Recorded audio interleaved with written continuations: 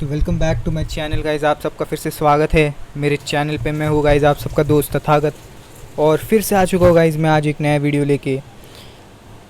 भाई साहब, यहाँ पर क्या चल रहा है?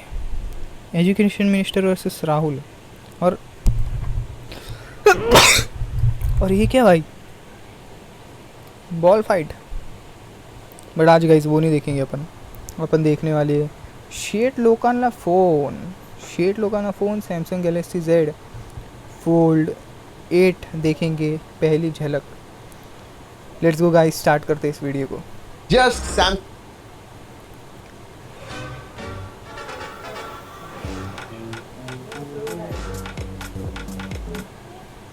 सॅमसंगचा गॅलेक्सी अनपॅक्ड इव्हेंट कंप्लीट झालेला आहे आणि तुला एक गोष्ट सांगू, इन्फॅक्ट चालू आहे आता, पण आम्हाला 1-2 दिवसापूर्वीच सगळे फोन डिव्हाइसेस जे लॉन्च झाले आहेत ना ते आम्ही एक्सपिरियन्स केलेले ब्रीफिंग मध्ये, आणि 3-4 गोष्टी फार महत्त्वाच्या आहेत ज्या मला तुम्हाला सांगायच्या आहेत, बिकॉज ह्या वेळेला काहीतरी वेगळं आलेलं आहे. आणि ते म्हणजे सगळे डिव्हाइसेस जे दरवर्षी येतात ते तर आहेत, पण त्याच्याबरोबर एक वाईड फोल्ड आलेला आहे जो गॅलेक्सी Z Fold 8 नावाने येणार आहे. आणि ह्याचा जो सक्सेसर आहे ना, Samsung Galaxy Z Fold 8 ultra या नावाने जाणला जाणार आहे. इनफॅक्ट अल्ट्रा असणार आहे, त्यामुळे फ्लॅगशिप जर का म्हणायला गेलं ना फोल्डचा, तर तोच मेन असणार आहे. पण हा जो आहे हा बुक टाईप फोल्डेबल आहे, पासपोर्ट साईजचा जो आहे ना. मला सुरुवातीला जेव्हा लीक आले तेव्हा असं वाटलेलं की व्यवस्थित बसणार नाही हातात, पण मी हातात घेतल्यानंतर एक क्लिअर आहे की हा फोन जो आहे ना जबरदस्त आहे, खूप पॉप्युलर होणार आहे. इनफॅक्ट सॅमसंगला असं वाटतंय की this is going to be the most popular phone, आणि त्यामुळं प्रोडक्शन मध्ये Z Fold 8 अल्ट्रापेक्षाही जास्त युनिट्स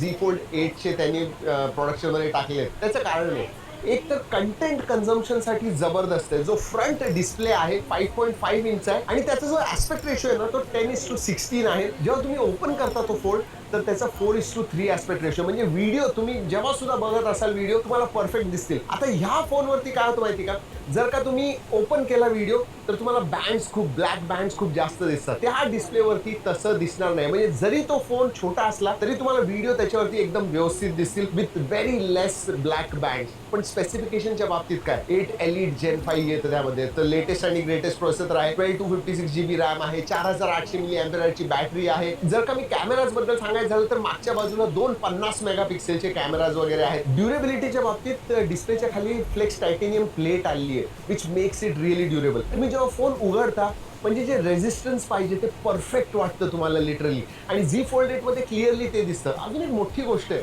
जी क्रीज आधी भरपूर दिसायची ना Z Fold 8 वरती सॅमसंगने सांगितले की नियरली क्रीज लेस डिझाईन असणार आहे. पण आम्ही जेव्हा बघितलं तेव्हा स्लाइट क्रीज दिसत होती, पण आय थिंक पुढून तुम्ही बघितलं तर ते कळणार नाही. साईडने वगैरे बघितलं तर स्लाइटली दिसते. So the display is excellent, there is no question about. पण 2-3 गोष्टी डिस्प्लेच्या बाबतीत खरं चांगलं. एक तर ब्राईट डिस्प्ले झालेला आहे, अँटी रिफ्लेक्टिव्ह कोटिंग सुद्धा, म्हणजे तुम्ही आउटडोर्स वगैरे बघता तर जास्त रिफ्लेक्शन तुम्हाला दिसणार नाही. Overall form factor Z Fold 8 चा चेंज झालेला आहे, आणि मला वाटतं की this is going to get more popular. पण Z Fold 8 अल्ट्रा जो असणार आहे त्याचं काय, फ्लॅगशिप लेवलचे सगळे स्पेसिफिकेशन्स आहे. इन्क्रिमेंटल अपडेट म्हणेल, छोट्या छोट्या गोष्टी आहेत. म्हणजे हार्डवेअर मध्ये सांगितलं की फ्लेक्स टायटेनियम प्लेट आली आहे, which makes it much more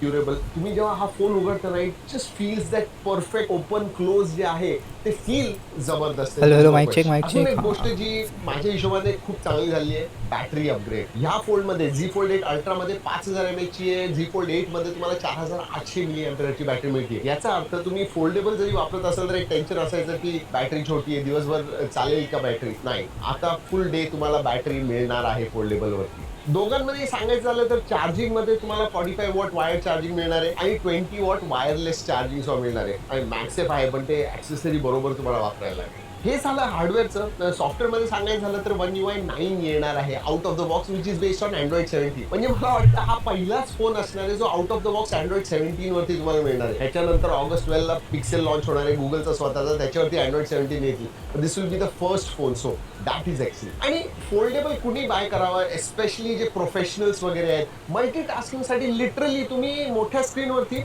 3 Windows open करू शकता side by side, whether vertical or horizontal, तुम्ही कसंही धरा 3 विंडोजवरती तुम्ही एका वेळेला काम करू शकता. So that definitely is a big thing. त्याच्यानंतर एआयचे features obviously one UI Galaxy एआयचे भरपूर फीचर्स आहेत. कॅमेरामध्ये सांगायचं झालं तर तुम्हाला अल्ट्रामध्ये 200 मेगापिक्सेलचा प्रायमरी सेन्सर मिळतोय, 50 मेगापिक्सेलचा नवीन अल्ट्रा वाईड आलाय आणि 10 मेगापिक्सेलचा 3x टेलिफोटो तुम्हाला मिळणार आहे. कॅमेराच्या बाबतीत yes they are quite good. सॅमसंगचे फोन्स आहेत, तर जे आपण एक्सपेक्ट करतो तसंच आहे. आप सैमसंग लवर हो गाइस, क्या आप आईफोन लवर हो? मुझे आप कमेंट करके बता सकते हो गाइस. इसी वीडियो में इतनी सारी चीज़ें थी बहुत सारी चीज़ें थी, बट मुझे ऐसा लगता है गाइस आईफोन का भी ऐसे ही कुछ आने वाला है पीस, और सैमसंग ने वो कॉपी कर लिया है डिस्प्ले साइज सब. आईफोन भी ऐसी एकदम थंबनेल एकदम परफेक्ट.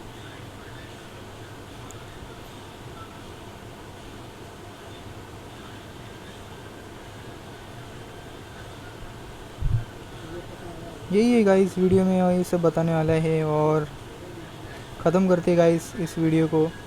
हो गया सैमसंग के फ़ोन के बारे में उतना ही था गाइस. ख़त्म करते इस वीडियो को, कल मिलेंगे गाइस एक नए वीडियो में. सायोनारा. सैमसंग का फ़ोन जनवरी में आता है ना भाई, यार इतना कैसे लेट हो गया, मुझे समझ भी नहीं आ रहा है क्या सीन है. Let's go.